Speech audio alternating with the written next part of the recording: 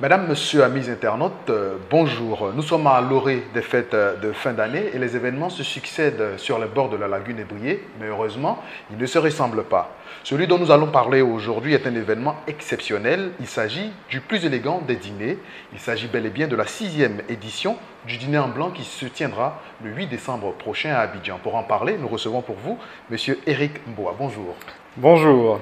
Alors, la répétition étant pédagogique, est-ce que vous pouvez encore une fois revenir pour nous sur les origines de cet événement et les valeurs qu'elle véhicule? Alors, le dîner en blanc est un concept, un événement concept qui est aujourd'hui planétaire, mondial, puisqu'il existe dans près de 80 villes dans le monde. Et c'est parti en 1988 en France avec un monsieur qui s'appelle François Pasquier, qui voyageait beaucoup et qui ne résidait pas en France, et qui avait décidé de se retrouver avec ses amis autour d'un pique-nique, d'abord dans son jardin. Et d'année en année, en invitant les amis des amis, le jardin était devenu trop petit. Et ils ont décidé de se déplacer, d'aller dans un parc beaucoup plus grand, au Bois de Boulogne en l'occurrence, du côté de la France. Et pour pouvoir se retrouver, ils ont décidé de s'habiller en blanc, d'avoir un code couleur. Et rapidement, ils pouvaient s'installer et profiter du temps, et donc de pique-niquer. C'était parti un peu de ça, ça remonte à 30 ans aujourd'hui. Et il y a une dizaine d'années, son fils, Émeric Pasquier, m'a rencontré et a décidé donc de partir cette aventure depuis Montréal. Et de Montréal, New York a vu, et de New York, ensuite les autres villes ont décidé de voir répliquer cet événement qui est devenu une sorte de concept licence avec un cahier des charges où on a à respecter ce processus-là. Et donc voilà l'origine un peu du dîner en blanc il y a 30 ans avec ce François Pasquier, son fils 10 ans après. Il y a 10 ans, a décidé de lancer l'aventure depuis Montréal qui a rendu l'événement planétaire et Abidjan a connu sa première édition en 2012. Alors, Abidjan a connu la première édition en 2012. Justement, nous sommes à la 6e édition. Aujourd'hui, quel bilan faites-vous donc de ces précédentes éditions? Alors, un bilan assez positif puisque l'objectif de départ qui était en fait de pouvoir réasseoir tout le monde à la table de l'amitié, de la fraternité, s'opère de plus en plus puisque beaucoup plus de personnes veulent participer à l'événement. Et l'idée de départ était vraiment de retrouver ses amis avec lesquels on n'a plus le temps de passer du temps, des amis avec qui on n'a pas eu la chance donc de revoir parce qu'ils étaient en déplacement ou parce qu'ils étaient trop occupés dans leurs activités respectives. On se donnait comme point de rendez-vous, voilà, pourquoi pas se retrouver lors de ce dîner-là pour partager un repas, pour s'inviter, pour se présenter les uns aux autres. Et donc c'est parti de là et ce bilan est positif d'un point de vue j'ai envie de dire du nombre puisqu'on a commencé vraiment, on était 350. Aujourd'hui, on est à plus de 2000 personnes venus de tout horizon, de la France, du Canada, de Dakar, de Gabon. Une grosse délégation ghanéenne nous viennent pour cette 6e édition. Donc on a réussi à fédérer, à rassembler, à ramener tout un tas de personnes venues d'horizons différents autour donc de ce rendez-vous. Même si le bilan est positif comme vous le dites, on a connu un break d'1 an. Qu'est-ce qui a expliqué donc cette pause? Cette pause, c'est une pause et non pas une rupture. Le terme est très bien utilisé, merci de l'utiliser. On était parti en 2012 chaque année en réalisant cet événement. C'est un événement qui est très complexe à mettre en place puisque les gens sont transportés en bus. Ils arrivent tous là, ils sont transportés du bus vers le lieu X, tenu secret jusqu'à la dernière minute. Donc il y avait une logistique qui était assez particulière. Et vous savez, on n'est pas dans d'autres horizons comme la France, le Canada, où on dispose d'un certain nombre d'outils, d'éléments qui font qu'on a le choix d'aller vers tel ou tel prestataire et on a le choix ou des options de tel ou tel prestataire. Et plus on avançait, plus le nombre grossit, plus on a des exigences. Et au bout d'un moment, on commençait un peu à perdre en termes de qualité, on perdait un peu en termes d'efficacité. Donc on s'est dit, prenons une pause pour mieux repenser le projet et faire de l'édition Abidjan un rendez-vous phare de la sous-région. Et je pense que ça va s'opérer, la réponse sera ce fameux 8 décembre, samedi 8 décembre, quelque part dans Abidjan, pour optimiser l'expérience des participants. Parce qu'ils veulent vivre quelque chose de particulier. Ils veulent changer de leurs événements qu'ils ont l'habitude de voir. Comment nous, on peut proposer quelque chose d'assez insolite, exclusif, original, féerique. Tous ces termes-là doivent exister ce jour-ci. Donc, si on se précipite pour le faire, ça perd tout son sens, ça perd toute son essence. Donc, on a pris une pause, repenser le concept, remettre les choses en place, rechercher les fournisseurs qui pouvaient répondre à cette exigence-là, parce qu'on sait que c'est très compliqué, pour pouvoir faire vivre cet événement à nos participants. Alors pour cette 6e édition justement, quel est le thème qui a été retenu et les grandes innovations? Alors, le thème retenu pour cette édition est tout simplement la paix. Qui en fait, vous m'avez posé la question tout à l'heure, je n'y ai pas répondu, mais c'était un élément important. Dans le dîner en blanc, on voit beaucoup l'image. On tomberait même parfois dans le m'as-tu vu. Mais à l'intérieur de ça, il y a des valeurs de partage, des valeurs d'amitié, des valeurs de rencontre. Donc tout ça, sur ce dîner, doit exister. On a dit, pourquoi pas mettre la paix au milieu de cet élément. On sait que nous avons ici des réalités, qui fait qu'on a besoin de pacifier nos esprits, de pacifier nos relations, de pacifier nos interactions. Où peut-on le faire? Souvent autour d'un repas, autour d'un verre. Le dîner en blanc doit être ce rendez-vous-là. Ou peu importe la condition sociale à laquelle j'appartiens, j'ai juste à m'habiller en blanc, de façon élégante. Donc je ne sais pas qui est derrière ce costume ou qui est derrière cette tenue-là. Je ne sais pas de quelle obédience il appartient, de quelle origine, etc. Ils viennent tous ici pour vivre un rendez-vous. Et la paix sera au cœur. Mais on ne veut pas créer ce thème-là comme un slogan, parce qu'il va être un peu désuet. Donc c'est en faisant vivre des expériences de paix qui est plus intéressant. Et là, le thème se crée autour de l'idée qu'on a voulu installer. Donc effectivement, le fait d'être transporté dans des bus, d'avoir soit des petits jeux qui font qu'on arrive là et on est amené à vivre quelque chose de simple et de plus grand que nous dans cet élan de paix.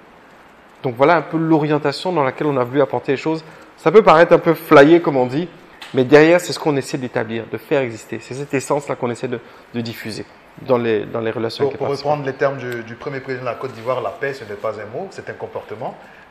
Et ça, je pense que pour cette 6e édition, les organisateurs du dîner en blanc ont mis les petits plats dans les grands pour que ce mot ait toute sa valeur. Vous avez tout à fait compris. Et merci de ramener cette citation-là. Le comportement, c'est ce qui nous permet effectivement d'être en interaction pacifiée. Parce que le comportement du dîner en blanc est très important. Le fait de s'habiller et de faire cet effort de s'habiller en blanc, on respecte un dressing, un code. Donc, le comportement est de jouer le jeu. On porte nos effets, c'est-à-dire notre repas, notre menu. On fait monter les gens, donc la galanterie. On déplie nos éléments. Il n'y a pas de « oh non, moi je suis, donc on va faire pour moi ». Quel est mon comportement? Comment je me comporte de mon environnement? Et cette situation prend tout son sens. Effectivement, que ce n'est plus un mot, ce n'est plus un thème, mais le comportement sera effectivement déployé. Vous avez touché là le cœur même de l'activité. Merci. Alors, on va continuer justement. Les conditions de participation font couler beaucoup d'encre. Oui. On ne dira jamais assez. C'est important de faire couler beaucoup d'encre. Alors, justement, comment peut-on prendre part à cet événement? Et puis, pour cette 6e édition, combien d'invités sont attendus? Alors, le dîner en blanc est un concept qui, en fait, peut paraître complexe, mais quand on y arrive au bout, il s'agit juste de s'habiller en blanc et de partager un pique-nique. Ça, c'est le côté plus simple. L'objectif, c'est ça. Mais derrière ça, il y a une organisation qui est mise en place. Et effectivement, pour pouvoir y participer, il faut connaître quelqu'un de l'organisation. On n'est pas dans une approche quantitative, mais plutôt qualitative qui nous rapporte, qui nous ramène même au comportement. Et donc, on ne veut pas avoir 10 000 personnes à cet événement. On veut des amis, des amis. J'ai été référé là parce que je connais quelqu'un qui m'a parlé d'une personne qui connaît quelqu'un, etc. Donc, il faut connaître quelqu'un de l'organisation ou avoir déjà participé à l'un des dîners en blanc à Abidjan ou dans le monde pour bâtir ce réseau. Pour participer au dîner en blanc, il y a des frais de participation qui sont de 45 000 francs pour 2 personnes. Avec notre partenaire Orange, lorsqu'on s'inscrit par Orange Money, le prix revient à 40 000 francs pour 2. C'est-à-dire c'est 20 000 francs pour participer au dîner en blanc. À côté de ça, il faut effectivement faire l'effort de s'habiller en blanc, d'apporter son propre pique-nique, d'apporter sa boisson à partager et à venir à un point de rendez-vous pour être redirigé vers un lieu de tenue secret jusqu'à la dernière minute. C'est tout.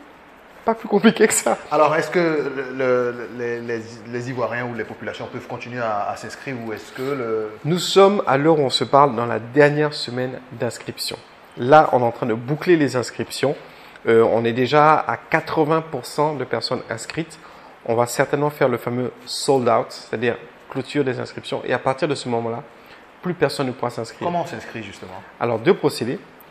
Il faut pouvoir donc envoyer son mail et nous inscrivons les personnes dans la base de données et ils reçoivent un lien pour pouvoir s'inscrire en ligne.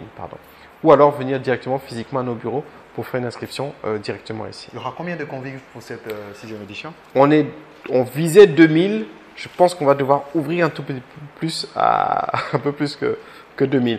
Mais le chiffre idéal pour nous, c'est 2000 personnes par rapport à toute la mise en place qui a été prévue. J'aimerais qu'on revienne un peu sur le contenu donc, de cette 6e édition. À quoi doit-on s'attendre encore une fois? Avec quelque chose d'unique, d'exclusif. Écoutez, sur le contenu, nous aurons des prestations artistiques. Nous aurons un DJ qui sera présent, qui va mixer durant le temps donc, du dîner. Nous aurons aussi des prestations artistiques. On aura un live band. Nous aurons, allez, je vous le donne en exclusivité parce que c'est Abidjan.net. On aura une personne qui va déclamer un poème.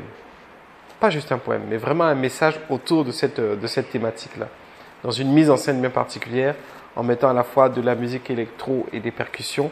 Donc on va aller dans le traditionnel et à la fois dans l'électronique. Avec ce message qui va être au milieu de cette prestation, il y a le fameux feu de Bengale, où on allume les feux, toute la place s'illumine des 2000 convives qui sont là. C'est très émouvant à ce moment-là. Les gens se regardent autour et puis se disent, mon Dieu, on vit, on est bien sur terre, on est là. Et on partage ce moment avec ses amis. Nous aurons aussi, voilà pour l'essentiel. Alors pour le lancer de ballon, pas certain. Nous sommes en train de voir ça. Pour vous dire, pour être tout à fait franc sur l'histoire du lancer de ballon, la licence internationale ne nous autorise pas de faire des lâchers de ballon pour des raisons écologiques. Donc c'est quelque chose qu'on a essayé de voir, repenser, mais on va créer quelque chose d'inédit que je ne peux pas vous dire pour l'instant. C'est une surprise. Ça va être bien plus qu'une surprise, ça va être quelque chose de waouh. Alors ce qui n'est pas une surprise, par contre, c'est les conditions mises en place pour convoyer donc, les participants Absolument, effectivement. au lieu tenu secret. Au lieu tenu secret. Les gens arrivent avec leur véhicule, ils embarquent dans des bus dans différents points de la ville. Bien sûr. Et donc, une fois dans ce bus, sont dirigés tous en même temps pour arriver au même moment sur le lieu dit pour vivre le dîner en blanc. Même si le lieu est tenu secret, est-ce Oui. qu'on peut avoir en exclusivité sur Abidjan.net un indice? Bien sûr, c'est Abidjan.net. Alors, ne le dites à personne. Ah ouais. Voilà. Je Alors, l'aime bien. Hein. latitude 4222, longitude 7022. C'est juste là qu'il y aura le dîner en blanc. Vous ne pouvez pas vous tromper. Cherchez Je n'en dirai pas plus. Je n'en dirai pas plus. Alors, nous sommes au terme de cette interview. Un appel à lancer à l'endroit des populations qui sont tout oui pour cette 6e édition. Alors, à l'endroit des populations, je ne sais pas toute la population, mais en tout cas, ça va arriver aux yeux de la population et les images qu'ils vont voir, il faut qu'ils se disent que c'est quelque chose qui est réalisé avec les participants. Ce n'est pas juste je participe et je suis invité et voilà. Toutes les personnes que vous allez voir, ils sont en train de bâtir ce dîner blanc. Ils sont en train de reconstruire l'élément de cohésion sociale. Donc si cette édition, vous n'avez pas eu l'occasion de pouvoir y participer, regardez ce que ces participants vont réaliser pour pouvoir mettre Abidjan sur la map mondiale. Parce que c'est 80 villes dans le monde. Abidjan sera positionné auprès de villes comme New York, Singapour, Barcelone, Tel Aviv, Johannesburg, Kigali. Et justement, l'édition d'Abidjan aura une saveur particulière. Une saveur très ivoirienne. Parce qu'on parle souvent du show à l'ivoirienne, de l'ambiance à l'ivoirienne. On va apporter un autre type d'ambiance à l'ivoirienne. Donc, restez connectés, suivez nos images sur Facebook, regardez à travers nos partenaires, notamment Abidjan.net, ce qui va être vécu cette édition-là. Pour les participants, jouez le jeu à fond. Comme on dit, on ne vit qu'une fois et j'aimerais vous faire vivre ce dîner en blanc. Merci. On a eu beaucoup de plaisir à recevoir pour vous Eric Mbois, avec qui nous avons bien entendu parler de la 6e édition du dîner en blanc qui se tiendra le 8 décembre. Oui, élément très important. Cet événement, je ne l'ai pas fait seul. Merci de me recevoir, mais je représente plein de personnes, mes associés dans un premier temps, Myriam et Laetitia, que j'embrasse très fort, mais ma trentaine de chefs de bus, mes grands chefs, tous les prestataires qui vont travailler avec nous, tous mes collaborateurs, le bureau, et c'est ça qui est important dans le dîner en blanc. C'est-à-dire que, voilà, même si vous voyez un visage aujourd'hui, c'est toute une organisation, c'est tout plein de gens autour de nous, et ça pour moi, c'est le cœur même de l'événement, c'est recréer donc un groupe, une famille autour de ce dîner en blanc. Rendez-vous donc est pris pour le 8 décembre pour un événement exceptionnel, un événement féerique. Merci et à bientôt.